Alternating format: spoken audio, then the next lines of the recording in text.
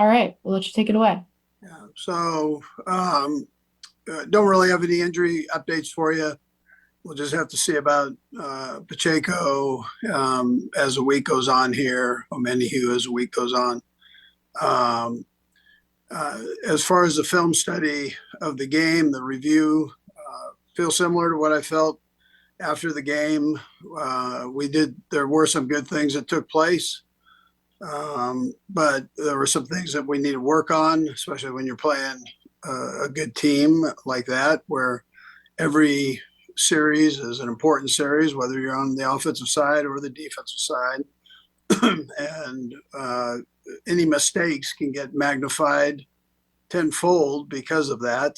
And you've got to make sure that you're sharp and whether it's assignments or execution, and we can do better in that area.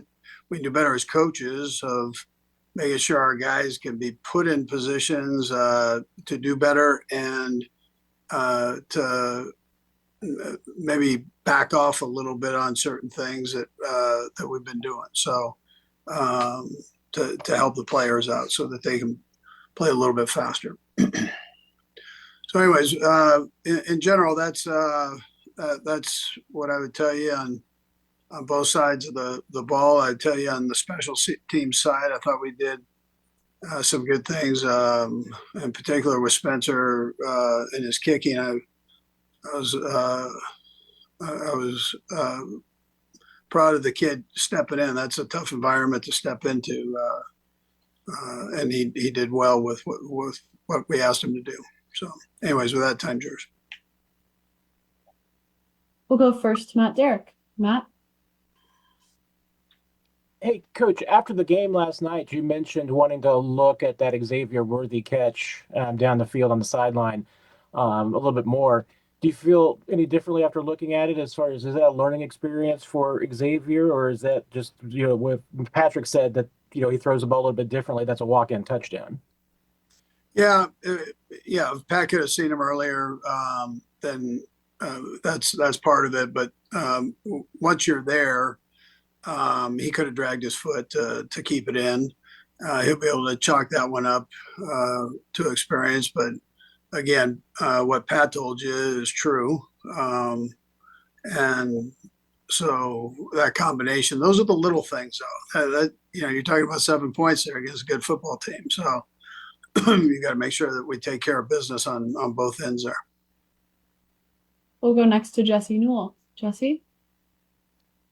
Hey, Kelsey, I have a follow-up too. Hey, Andy, you just said you wanted to back off some things to help your players. Can you just give an example of what you were talking about there?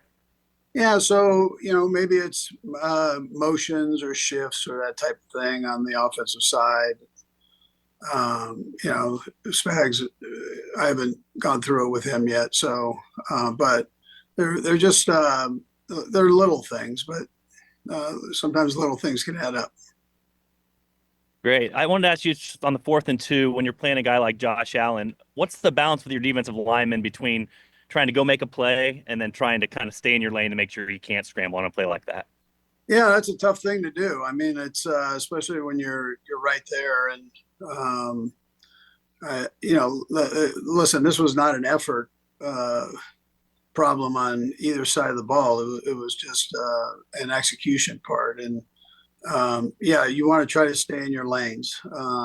Sometimes when it extends that long, that's a tough thing to do. I mean, the guy's moving around, and all of a sudden those lanes become skewed just a little bit. So, but listen, I appreciate the effort on it. The guy made a great play, and we'll go back and learn from the thing and see what we can do better on that.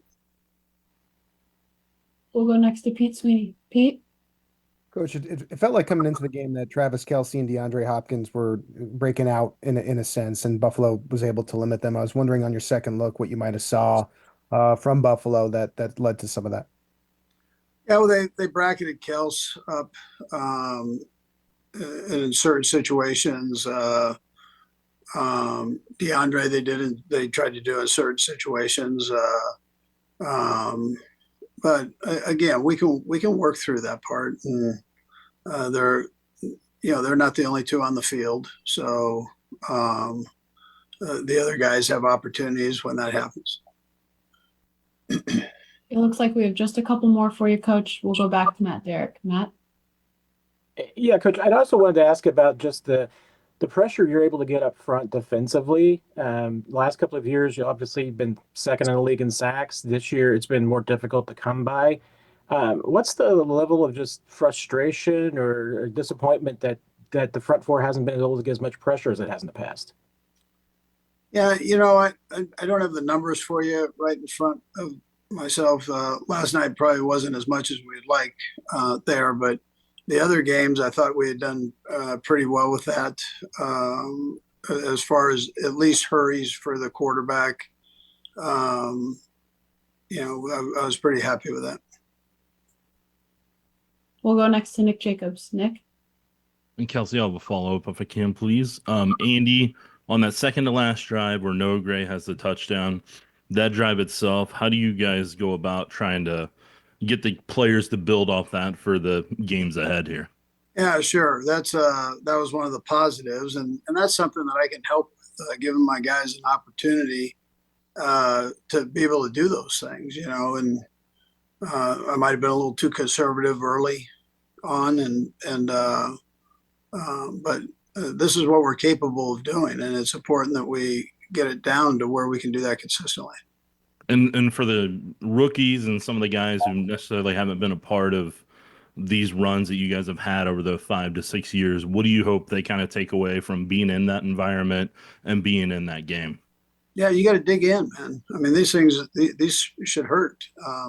You spend a lot of time in preparation for these games and effort, and so you got to reach inside as coaches and players, not just the players here. But you got to figure out the problems and then work to solve them. I know I have that kind of locker room, and so I know the guys will do that. I know the coaches will do that too. So, you can't just say everything's going to be okay. That's not how this works. You got to dig in, and it's got to be there's got to be some. You got to check the ego at the door and do some self-evaluation there. We have two more for you. We'll go first to Todd Lebo. Hey, Coach, I don't know if you got asked this yesterday or not because I wasn't out there with you, but Kingsley was inactive this week. Can you just take us through that process on having him be inactive and kind of where is he for the near future here with you guys? Yeah, Kingsley's going to be okay. It's just sometimes you got to take a step back, take a step forward, and that's what we felt we needed to do there. So we'll go from there and just see how things work out here as he continues to work forward. We'll close it out with Seren Petro. Seren? Thank you. And I'll have a follow-up as well. Coach, to kind of follow up on what Todd was saying, would you have any plans? I know there are several veterans that are out there. Any plans to look at anyone after what you saw and just kind of your thoughts on Wanya Morris's performance? Yeah, so I actually thought Wanya got a little bit better this week. He's been doing that for the most part every week, but the injury stepped in on it last week for a while. But I felt like he did some good things for a young guy. He improved and will continue to improve with reps there. But and then as far as a veteran player goes, Veach is always keeping his eyes open. So he would be the one that heads that up, and he's obviously he bird dogs all that. And then finally, just the undefeated talk. Do you find that it's now gone? It's not something you have to do. You guys have always said, the goal is to win a Super Bowl, but it's whether you talk it or not, it gets thrown at you. Is it a welcome, relief to not have to answer that anymore, or maybe for your team or some of the younger guys to not have to answer those kind of questions anymore?